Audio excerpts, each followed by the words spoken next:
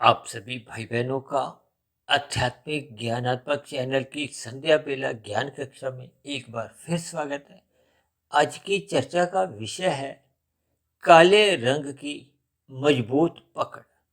देखिए, काले शब्द को तो हमने काले रंग से दर्शाया ही है। हमने शेष शब्दों में सभी शब्दों को काले रंग से दर्शाया है।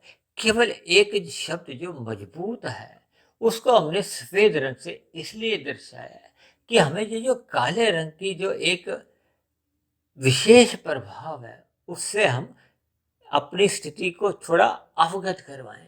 अवगत करवाने का अभिप्राय क्या है कि देखिए, प्रकृति के जो तीन गुण हैं, तमोगुण, रजोगुण और सतोगुण, इन तीन गुणों की स्थिति में जो तमोगुण की स्थिति है उसी को तो हम देखिए अज्ञानता से जोड़ते हैं, अंधकार से जोड़ते हैं। काले रंग से हम तमोगुण को ही तो दर्शाते हैं, क्योंकि रात को जब अंधकार होता है, सूर्य छिप जाता है, इसमें एक अज्ञानता की स्थितियां आने लगती हैं। तो ऐसी स्थिति में हम क्या करते हैं कि अपने अपने घरों में देखिए प्रकाश करते हैं, ज्ञान का दीपक जलाते हैं, बल्ब ट्यूब जलाते हैं। इसका अभिप्राय क्या है कि मनुष्य को अपने मिले हुए जीवन में तमोगुण से बचना चाहिए, क्योंकि ये तमोगुण अपना प्रभाव बहुत ही मजबूती से दर्शाता है। इसलिए तो आज हमने देखिए अपने वीडियो के विषय में मजबूत शब्द को सफेद रंग से दर्शाकर इसको एक विशेष महत्व दिया है कि हम इस काले रंग से कहो, पाप कर्मों से कहो, अनीतिगत कार्य से कहो, निषेध कर्मों से कहो, जब पदार्थों के संग्रह से समझो, आलस्य से, देखिए तमोगुण के विभिन्न प्रकार के लक्षण होते हैं। इन सभी स्थितियों को मनुष्य तभी पहचान पाता है, समझ पाता है जब मनुष्य ज्ञानमय स्थिति में होता है। ज्ञानमय स्थिति का अभिप्राय कि उसमें अंतःकरण में तमोगुण की न्यूनता होती है, और यदि तमोगुण की अधिकता बन गई है, सतोगुण की न्यूनता है।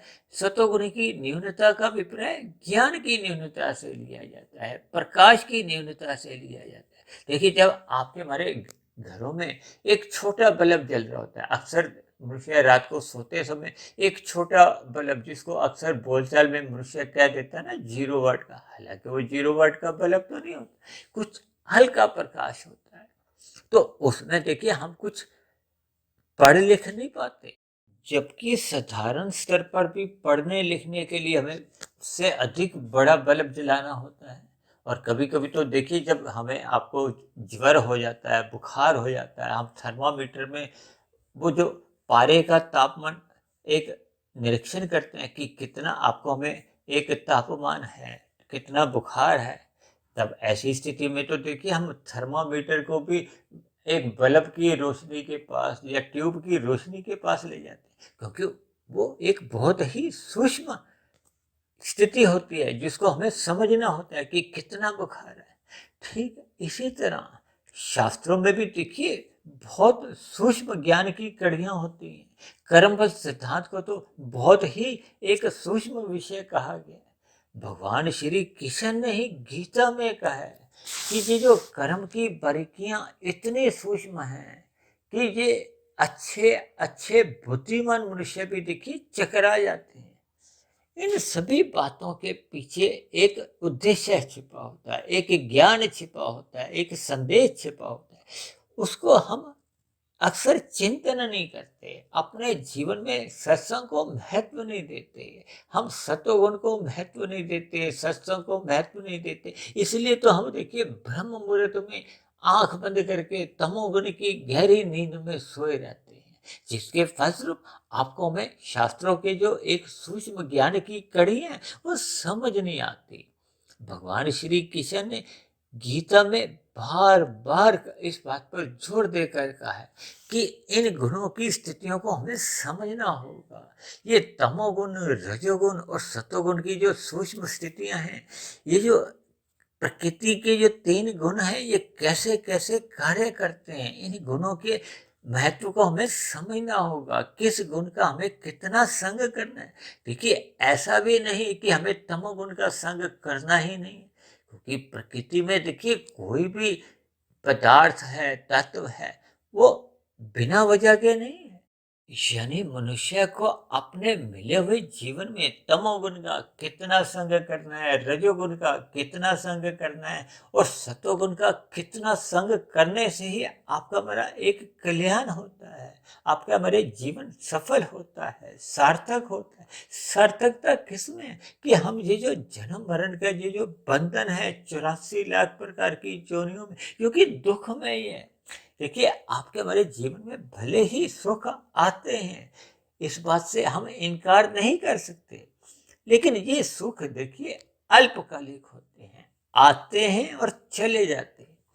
जबकि ये जो दुख है ये जाते कहीं नहीं है, ये थोड़े समय के लिए आराम करने चले जाते हैं। आराम करने का अभिप्राय क्या है कि जब जब सुख विशेष प्रकार के आते हैं तो वो दुखों को थोड़ा आराम करने की स्थिति में भेज देते हैं, तभी तो हम सुखों को देखिए भोग पाते हैं।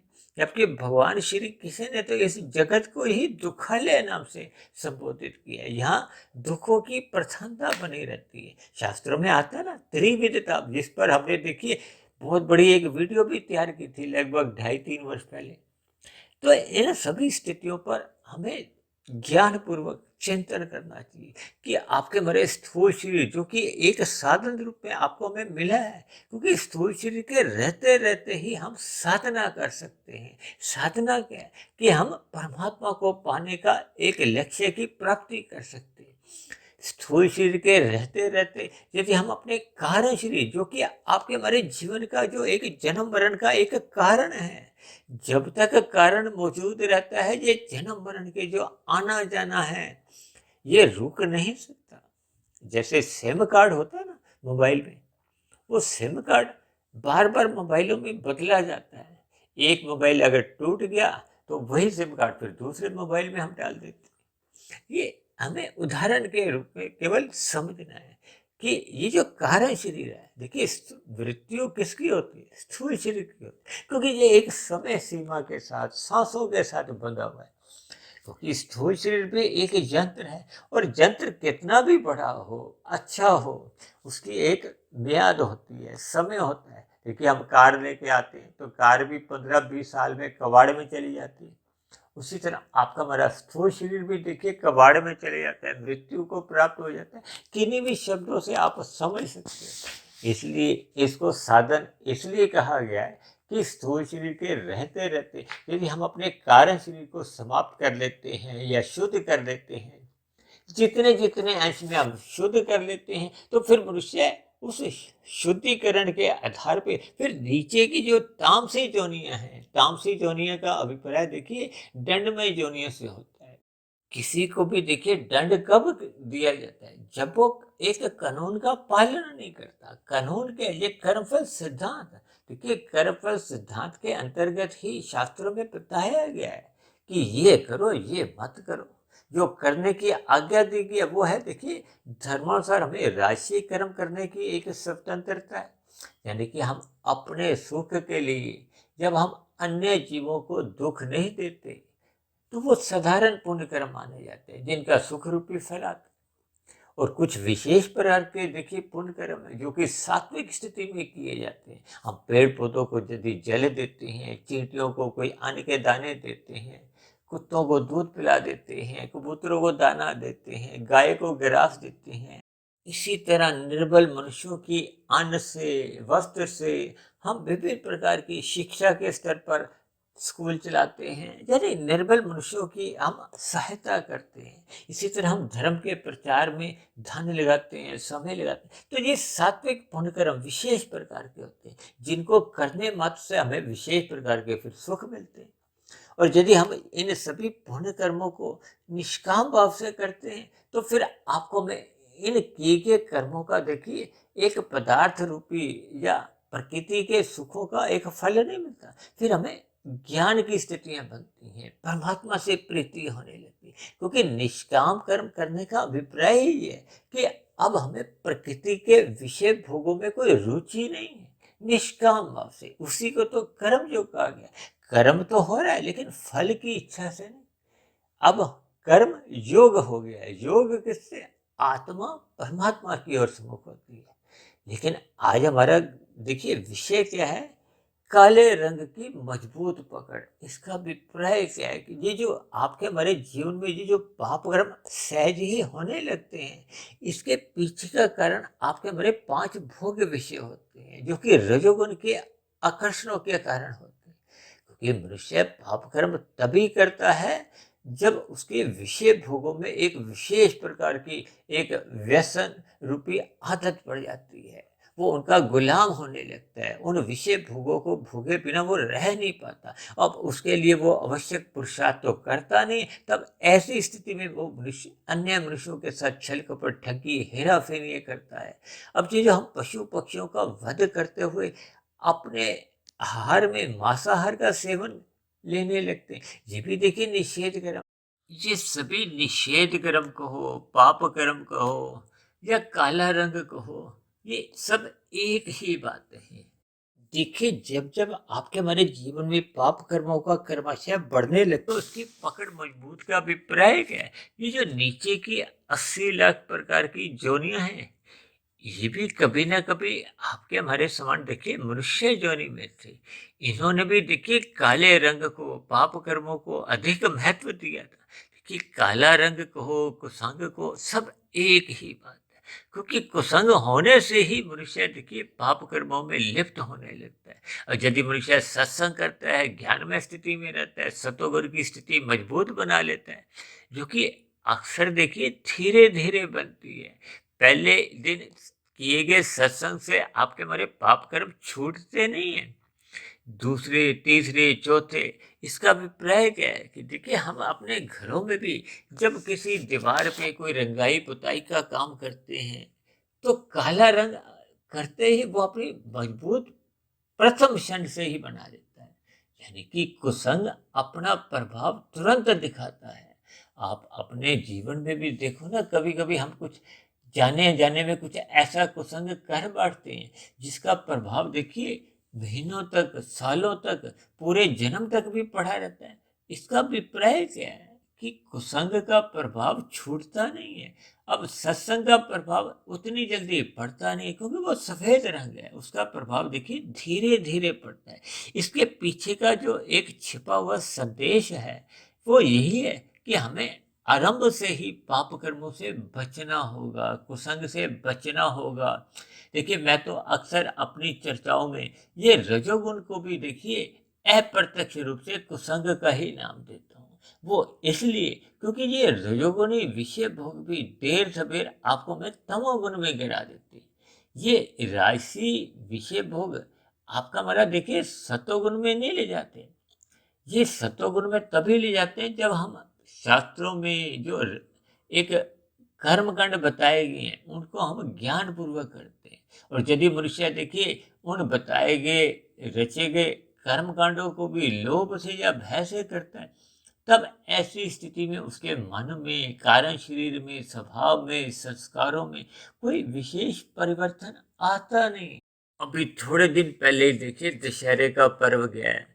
हम प्रति वर्ष ही रावण को जलाते आए, लेकिन मन के भीतर के रावण को जो तमोगुण आपको में नचाता है, आपसे हमें पाप कर्म करवाता है, उस पाप रूपी रावण का हम वध ही नहीं करते। उसको तो हम और अधिक देखिए एक प्रलोभन देते हैं, उसकी ओर एक विशेष ध्यान देते हैं। हम अपने तमोगुण को बढ़ाते हैं। आज मनुष्य देखिए मांसाहार भोजन का सेवन बढ़ाता जा रहा है, शराब का सेवन बढ़ाता जा रहा है, सिगरेट, मादक पदार्थों का सेवन करता जा रहा है। ये जो गुटखा सुपारी खा खा कर जो इधर उधर थूकने का जो लोगों की एक प्रवृत्ति बढ़ती जा रही, ये सब क्या है? ये तामसिक प्रवृत्ति है जो आपके हमारे जीवन के रावण को एक अधिक शक्तियां प्रदान कर रहे हैं, जिसके फलस्वरूप फिर आपके हमारे जीवन में देखिए पाप कर्म सहज ही बढ़ने लगते हैं। जब एक पाप कर्म 10 पाप कर्मों को बढ़ावा देता है, फिर मनुष्य 10 पाप कर्म करता है तो फिर वो 100 पाप कर्मों को एक गति देता है। तो ये सभी स्थितियां जब आपके हमारे संचित कर्मों में पुण्य कर्मों की न्यूनता बना देती है, क्योंकि नए पाप कर्म तो आपके हमारे बढ़ते जाते हैं और नए पुण्य कर्म होते नहीं। तब ऐसी स्थितियों में संचित कर्मों का कर्माशय बिगड़ जाता है। संचित कर्मों का बिगड़ा हुआ कर्माशय ही मनुष्य को मरने के बाद फिर नीचे की जोनियों में जन्म लेने को बाध्य कर देता है। देखिए, एक साधारण मनुष्य है, जिन जोनियों के नाम सुनने से ही कांप उठता है, भयभीत हो उठता है, लेकिन अपने मिले हुए जीवन में उन पाप कर्मों को छोड़ता नहीं है। तब ऐसी स्थिति में देखिए, जिनके नाम सुनने विशेष से मनुष्य कांप उठता है, तब ऐसी जोनियों में मनुष्य को देखिए, ना चाहते हुए भी उन जोनियों में जन्म लेने को मनुष्य बाध्य हो जाता है। देखिए, इन सभी स्थितियों पर हमें कोई भयभीत नहीं होना, हमें इनको ज्ञानपूर्वक समझना होगा। ये जो काले रंग की या पाप कर्मों की जो एक मजबूत पकड़ से हमें अपने आप को छुड़ाना होगा, हमें सत्संग करना होगा। सत्संग करते करते हमें ब्रह्म मुहूर्त में उठने का अपना स्वभाव जगाना होगा। जब ये सभी स्थितियां आपके हमारे जीवन में निरंतर दीर्घ काल तक, यानी कि मरते दम तक जब बनी रहती हैं, तो फिर ये जो पहले के जो पाप कर्मों के जो काले मजबूत निशान हैं, रंग है, वो फिर धीरे धीरे कमजोर होने लगता है। देखिए, जब हम सफेद रंग की पुताई एक बार करते हैं, 2 बार करते हैं, 3 बार, 4 बार, 5 बार, 10 बार, तो फिर वो धीरे धीरे जो पहले की जो काला रंग की जो पुताई है, वो समाप्त हो जाती है। फिर आपके हमारे जैसे दीवार में सफेदी आ जाती है, वैसे ही आपके हमारे अंतःकरण शुद्ध होने लगता है। कारण शरीर में शुभ संस्कार बनने से वो जो पहले के बुरे संस्कार हैं, वो दग्ध बीज हो जाते हैं, समाप्त हो जाते हैं। कुल मिलाकर आपके हमारे जीवन में फिर सत्वगुण की प्रधानता होने से आपका हमारा फिर मिला हुआ जीवन सफल हो जाता है, सार्थक हो जाता है। इसलिए मैंने आज की वीडियो का देखिए नाम ही काले रंग की मजबूत पकड़, हमने मजबूत शब्द को एक सफेद रंग से दर्शाकर इसके एक प्रभाव को एक उजागर किया है कि हमें आरंभ से ही देखिए पाप कर्मों से बचना होगा, अन्यथा इसकी मजबूत पकड़ को हमें हिलाने में, साफ करने में, समाप्त करने में वर्षों लग जाते हैं, जन्म भी छोटा पड़ जाता है। तो इन सभी स्थितियों पर हमें ज्ञानपूर्वक विचार करते हुए आरंभ से ही अपने मिले हुए जीवन में सत्संग करते रहना चाहिए। सत्संग करते रहने से ही आपकी हमारी ज्ञान में स्थिति मजबूत होती है, और फिर ऐसी स्थिति में निरंतर बने रहने से फिर आपका हमारा ब्रह्म मुहूर्त में उठने का संस्कार बनने लगता है। वो संस्कार ही फिर दिन में जो रजोगुण की स्थितियां बनती हैं, उसमें वो एक मर्यादा में विचरण करता है, यानी कि आपका हमारा रजोगुण अमर्यादित नहीं होता। जब तक रजोगुण अमर्यादित नहीं होता, तो फिर मनुष्य तमोगुण में गिरने से भी बच जाता है। यानी कि ये जो काले रंग की जो एक स्थितियां हैं, उसको बनने से आरंभ से ही हम रोक देते हैं। तो ऐसी सभी शुभ स्थितियां हम सभी भाई बहनों के जीवन में भी बने, यानी कि आपके हमारे जीवन में पाप कर्मों की एक समाप्ति हो, सत्संग हम करते रहें, रजोगुण आपका हमारा मर्यादा में रहे। ऐसी सभी शुभ स्थितियां हम सभी भाई बहनों के जीवन में निरंतर जब बनी रहती हैं, तो आपके हमारी एक आध्यात्मिक उन्नति को एक दिशा मिलती है। यानी मनुष्य सकाम भाव से फिर वो कर्म योग में स्थित हो जाता है, फिर ज्ञान योग में, फिर भक्ति योग में। कुल मिलाकर मनुष्य का मिला हुआ जीवन फिर सफलता की ओर सहज ही भागने लगता है। तो ऐसी सभी शुभ स्थितियां हम सभी भाई बहनों के जीवन में भी बने, और हम मिले हुए जीवन में पाप कर्मों से पूर्ण रूप से बचें। तो ऐसी सभी शुभ स्थितियां हम सभी भाई बहनों के जीवन में भी बने। इन्हीं शुभ कामनाओं के साथ आज की चर्चा विशेष को अब हम यहीं विश्राम देते हैं। कल सुबह फिर मिलते हैं ब्रह्म मुहूर्त उपदेश कक्षा में। तब तक आप अपने आध्यात्मिक मित्र सुधीर भाटिया फकीर को इजाजत दें। आप सभी भाई बहनों को बहुत बहुत शुभ रात्रि, और सुबह ब्रह्म मुहूर्त में उठने के लिए मेरी ओर से आप सभी भाई बहनों को बहुत बहुत शुभकामनाएं।